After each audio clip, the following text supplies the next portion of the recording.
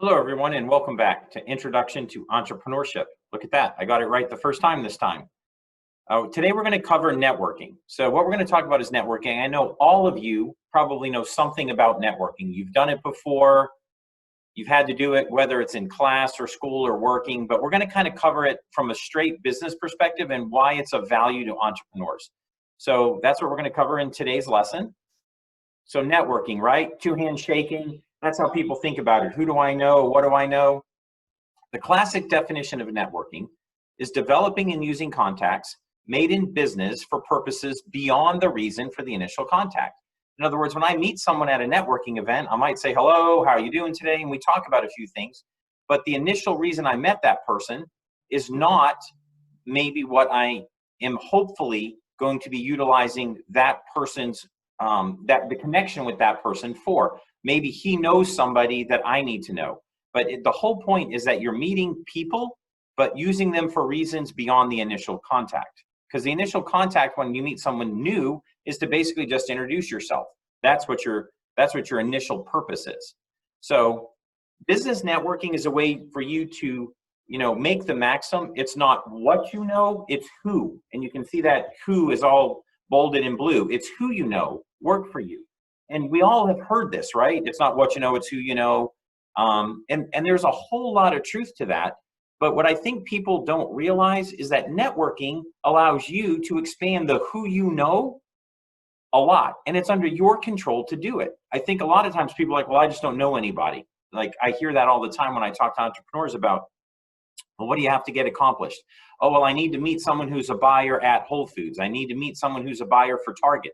And I'm like, well, how's that going? Well, I just don't know anybody there.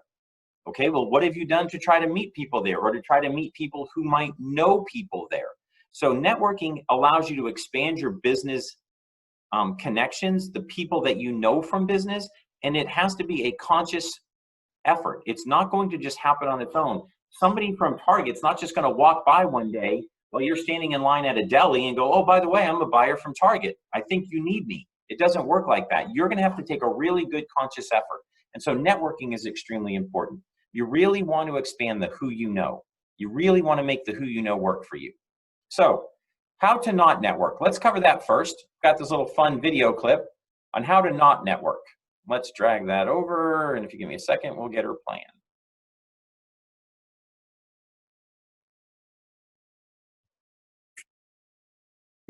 All right, let me skip the ad. Sorry about that.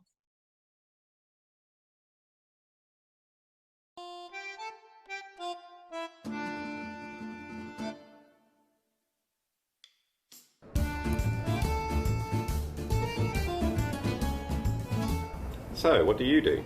Nothing.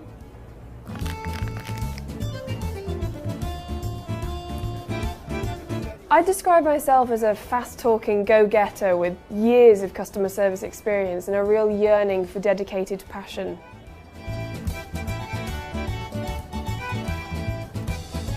Do you have a business card? No, I don't. But I do have a pen. Could I just write on your hand?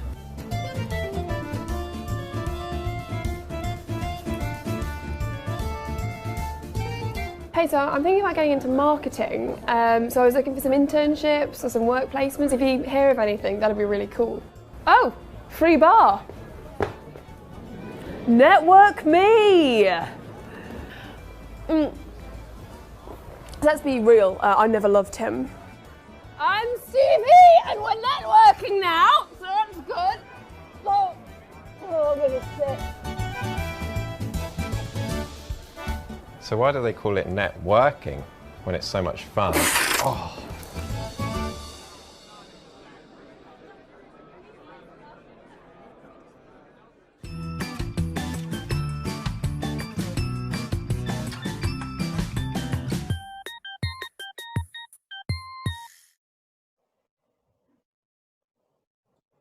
Okay, as you can see, that's just kind of a fun take on networking. And clearly some things not to do, although the one that they bring up in there that I think is the absolute funniest and something that people don't think about is most networking events do have open bars or at least have drinks for purchase. And you would be surprised at how many networking events I've attended where people have drank too much, and then they're talking too much, and they're saying too much, and they're kind of defeating the purpose of making a good first impression and trying to be somebody that you look at and think, wow, this is someone that I would trust to help manage business relationships that I put them in touch with. Because one big thing you're going to learn from networking is it's not just who you know, they're trying to get to who you know, and then maybe the people that they know, and you have to be willing to trust your relationships with other people. And so you're making an assessment the whole time of, would I trust this person with the people I know? So really do keep an eye on your drinking. I'm not saying not to drink, feel free to drink, just be really careful with how much you drink. Okay, so networking. First of all, you have to kind of ask yourself, how do I like to be treated? Because if you can figure out how you like to be treated, then you will obviously have at the top of mind how you should be treating the others, especially at a networking event. What kind of people do I trust and consider good friends? If you were to list the characteristics of people you trust, what are those things? Is it they keep things I told them to keep confidential? Is it that they always follow up and return my phone calls when asked, or return my emails when asked? But you want to basically make a list of things, around what kinds of people do I trust and consider good friends, because those are the types of relationships that you want to make. You want to be seeking people out in networking events that have the same kind of traits that you value.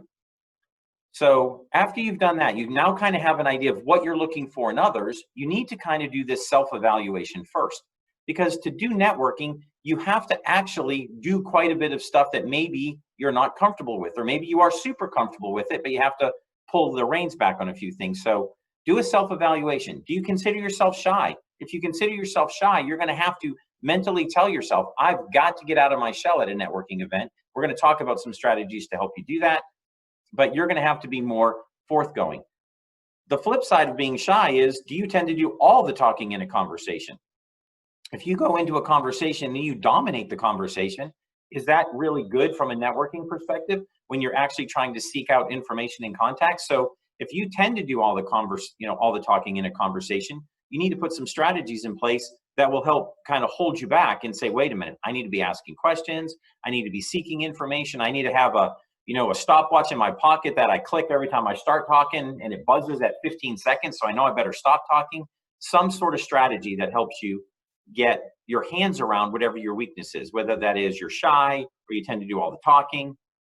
Do you tend to give other people referrals and ideas without worrying about getting something back for it? If you don't, then you need to start thinking that way, because that's what you're probably going to be seeking in a networking event. You're going to a networking event hoping that somebody might connect with you, or connect with you and then they have a connection that they can connect you with that will help you accomplish whatever it is the goal or objective you're trying to get done. But if you always want something for what you give and you're not a willing giver, then it's kind of a one-sided relationship. So you have to be thinking about this stuff beforehand. You have to do a self-evaluation and say, wait a minute, I'm going to have to be willing to give ideas and to give referrals and maybe not get anything back for it. Are networking groups scary and threatening? Are you really, like when you attend one, do you always end up in the corner kind of with the same people or with a beer in your hand, hoping someone's coming up to talk to you? If they seem scary or they seem threatening, then we're going to talk about how you can set some goals to try to help overcome that. Can people count on your word? This, at the end of the day, is the baseline of what you have to make sure from a self-evaluation you're able to do. If you say something, will you follow through? If you meet someone at a networking event and you say to them, I will email you next week. I will email you the contact for my bank or for an insurance person. It doesn't matter for who, for fill in blank, skill set, person, connection, doesn't matter. Can they count on your word? You have to be willing to go into networking knowing that people can count on your word. So if you're kind of wishy-washy in that, make sure that you're thinking about it ahead of time so that you can have some strategies in place to help you do that. So how do we network? Well, first, we're going to have to learn some networking skills. We're going to have to learn some communication skills. We're going to have to make a plan. We're going to have to commit to our plan. We're going to have to execute our plan. It's that easy. I'm going to go through these now in a little bit of detail just to help you along with it. But again, we've got to learn networking skills and communication skills. We've got a plan. We've got to make one, commit to it, and execute it. So those are kinds of some things that you're going to see again. I guarantee you might see that plan, make one, commit to it, execute to it again If I was in class, I'd be stomping my foot in the ground or telling you guys, hey, pay attention to that slide because it's going to show up again. That will show up again. So networking skills. Here's how you have to learn to be. You've got to learn to be outgoing. That doesn't mean you have to totally redo your personality. You don't have to become an outgoing person if you're normally an introvert, but you do for the hour that you're at a networking event. You can't sit in a corner and hope everybody comes to you because you'll never make the types of connections that you need to make. So for 1 hour, you have to, put on a costume. I don't care how you do it, some mind costume, and you have to become somebody that you're not normally. You have to set goals and say, you know what, I'm going to walk up to the next person that has whatever, a Tecate in their hand. The next person who's carrying a mixed drink, I walk up to them and I ask them a question. And we'll go through some of the initial ice-breaking questions that you can ask to do it. But if you set some small goals like that, it can help you become more outgoing. You have to be sincere. All of you have talked to someone who comes across as insincere. They call it the used car salesman thing. I mean, that's the cliche that a lot of people use. I don't know that I love that because I've talked to many a used car salesman who is sincere. Unfortunately, that's just the moniker that gets attached to it. But you have to be sincere. You can't be fake. You have to come up and be genuinely interested in what the other person has to say. You have to be sincere in how you communicate to people. You have to be friendly. If you're standing there, like this and total standoffish, and someone comes up to you and is like, well, hey, how are you doing today? And you're like, fine. Well, have you ever attended this, networking event before? Have you come a lot? Yes. That's not friendly. Someone's going to want to walk away from you as fast as possible. So, you need to be friendly. You need to be open, both from your type of communication verbally and your body language. You got to be supportive. In other words, be genuinely interested in what the other person is saying and then support what they're trying to accomplish. Oh, that sounds interesting. So, what you're trying to get done is you're trying to meet a buyer from Whole Foods because you have a gourmet popcorn that you think Whole Foods would be the ideal place to distribute it or the ideal retailer for it. Wow, that's really good. That sounds like you're trying to accomplish a lot. That's being supportive of what someone else has to say, not why the heck would you want to sell that at Whole Foods? Whole Foods people don't buy popcorn. But you'd be surprised at how many people, when you're in a networking event, instead of being supportive, are judgmental. And then that all ties together with being a good listener. You actually have to be a good listener. You have to summarize back to the person what they're saying to you. Oh, you're trying to get into Whole Foods. Oh, you're a gourmet popcorn sales person.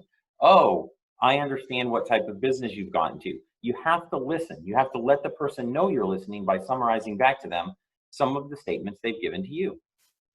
And then you have to follow up and stay in touch. We've talked about this. If you give someone your word that I will email you next week with a contact, you have to email them next week with a contact. And your email needs to be polite. Everything we're talking, sincere, friendly, supportive, polite. Hey, thank you so much for talking with me at insert the networking event. It was great hearing about your gourmet popcorn plans. As I told you, attached, please find the contact for, my insurance agent who told me in a conversation once that he deals with a lot of retail people. He may be someone who could help you. You don't have the answer for them, but you're just connecting them with somebody else who might have the answer for them. And so you have to follow up. You have to stay in touch. You have to develop a plan. So what is a plan? What do I want to achieve? When I go to this networking event, what do I want to achieve? Do I want to meet 3 people who look like X? And when I say look like, I don't mean are 5'10" and can take me out on a date.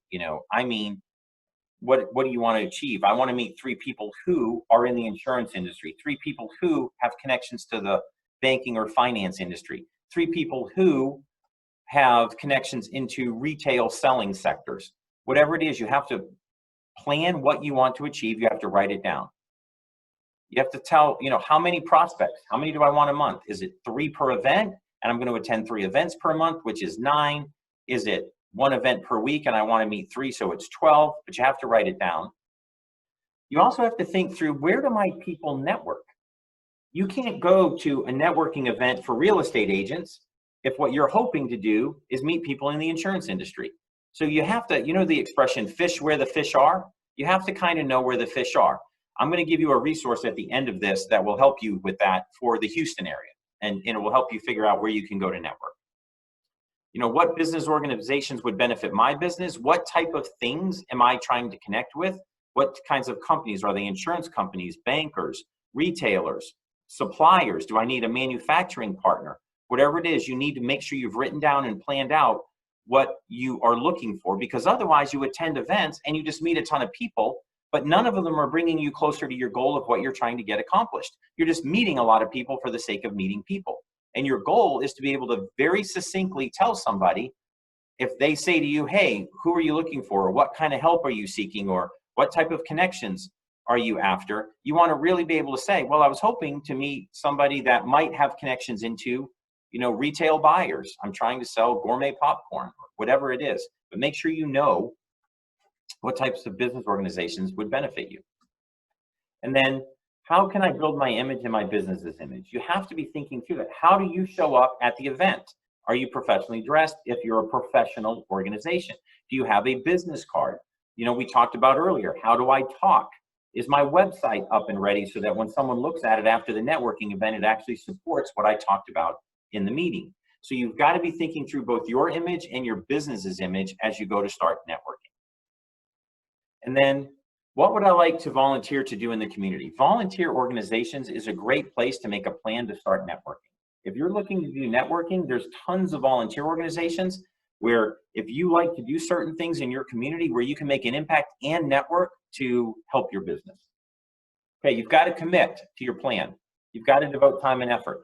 You can't say, I want to make 12 connections via networking a month and then only go to one meeting a month. You're just not going to get there.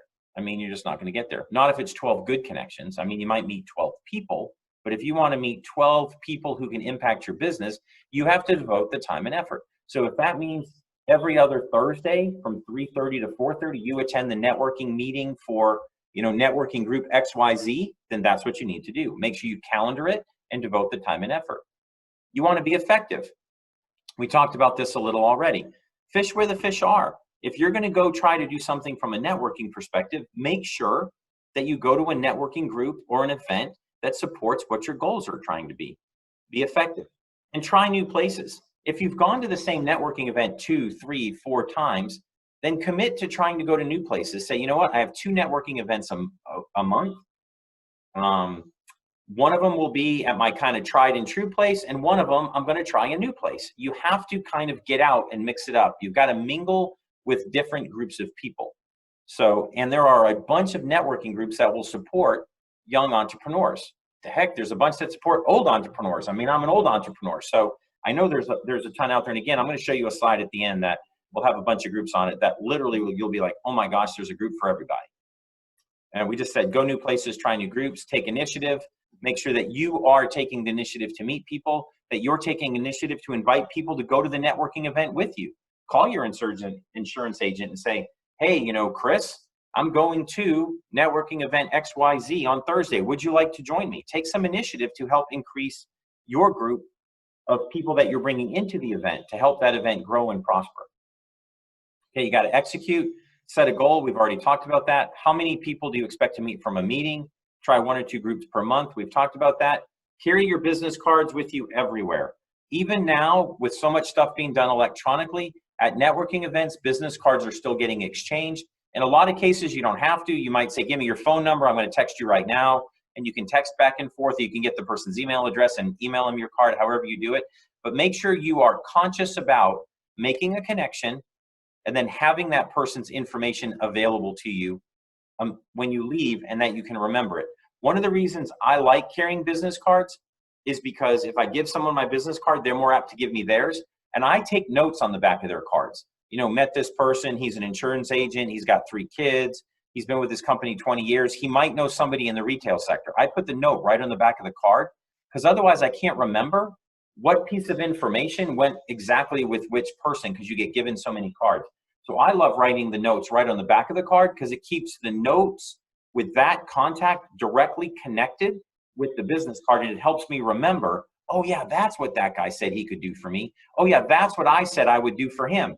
On the back of his card, I might write, send him your insurance, send him Chris, insurance agent. Send him Bill, the banker, whatever you committed to him. Then it's easy for you to keep your commitments. You're not trying to remember, who did I promise stuff to? Who did I say I would do stuff for? And then you show up at the next networking event And the same person's there and they're like, yeah, I've already talked to you and you didn't keep your word. You didn't do what you said you were going to do for me. So don't make a beeline for a seat. As you guys know, you've got to mix, you got to mingle, you got to be outgoing. We talked about that earlier. Don't sit by the people you know. In a lot of networking events, if you attend the same ones, you will almost always see it like a high school group of cliques, right? You know, here's the group that you always sat with, and there's another group that always got together. And it's not so much a networking event anymore. It's a social drinking event. It's a way for people to catch up and connect and share how they're doing, but it's not a networking event. It's not meeting new contacts. It's not accomplishing and moving towards new goals because you're meeting and talking to the same people all the time. Be active, be friendly, be approachable. We've talked about that a little bit. You have to be outgoing. You have to be friendly. You have to be approachable. You have to be warm. You have to be supportive. You have to summarize back conversations that happen to you. People should want to talk to you. That's the goal. People should want to talk to you. And you have to be willing to give to receive. One of my favorite things to do is to ask questions like, what can I do for you? If I ask 5 questions like that, then the person is going to ask me typically those same 5 questions back. So let's talk about some of that. Networking. Number 1, you want to ask questions. You don't want to make statements. You don't want to walk up and say, hi, my name's Steve. I'm a teacher at the University of Houston. And what I'm hoping to do is find someone who has a connection to university textbook suppliers. I mean, you just made that entire conversation about you versus me walking up and saying, hi, my name's Steve. What's your name? I start right away with a question. And that person says, hi, my name's John. Hi, John, what do you do? Well, I do, I work at Cadence Bank and I'm a loan officer. Well, what types of loans do you make? Who are your typical customers? What are the types of people that I could connect you with out of my network that would help you become successful? I ask those questions like that, and then almost always the person will turn around and ask me the exact same questions. And so if I want someone to ask me a question like, who do I want to be connected with? I make sure I ask them that question first. Hey, who in my network can I connect you with? Who can I help add to your network that will help you be successful? They then, in turn, will almost always ask me the same question. So you can get the questions asked to you that you want asked simply by asking the other person first. So some sample questions. How did you get involved in the company they're with, the networking group, whatever you want to do? What does your ideal customer or referral look like for your business? What do you enjoy most about what you do? What separates you from your competition? What makes your business better? What makes the ideal employee for your organization or traits? Especially if you're someone who's trying to network to seek a job or seek employment. What does an ideal employee look like for your organization? How long are they there? Where do you typically recruit them from? What types of educational backgrounds do they have? Questions, questions, questions, questions. The goal is to ask a lot of questions, not make a lot of statements. So where do you start? Look at all these networking groups.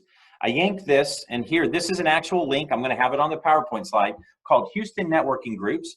And it's a link, that is a live link to a group. And this is just a sum of the networking groups that this link will take you to. I mean, there's the Houston Entrepreneur Professional Networking and Training Group. There's the Houston Business Network. There's the Houston Entrepreneurial Resource Organization called HERO. There's Professional Singles. There's the Houston Business Network and Training Group. There's the Texas Entrepreneurs Network.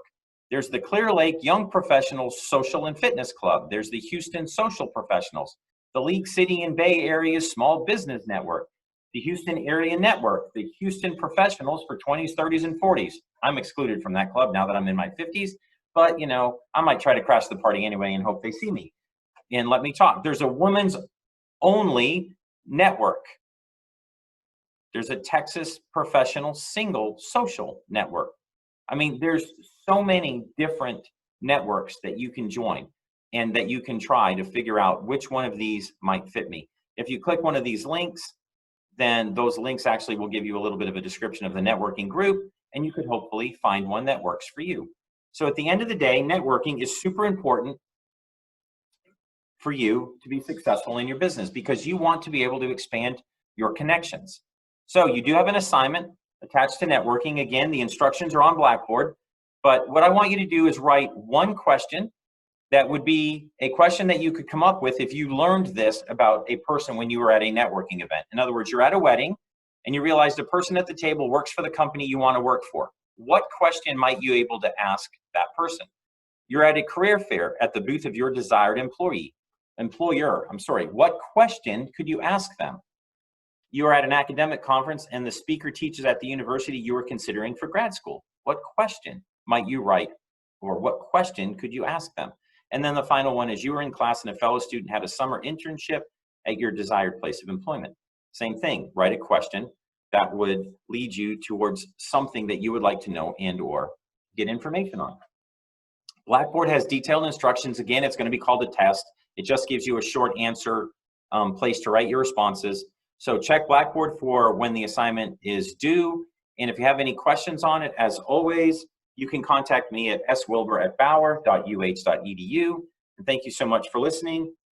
Look forward to talking with you at our next lesson. Have a great day.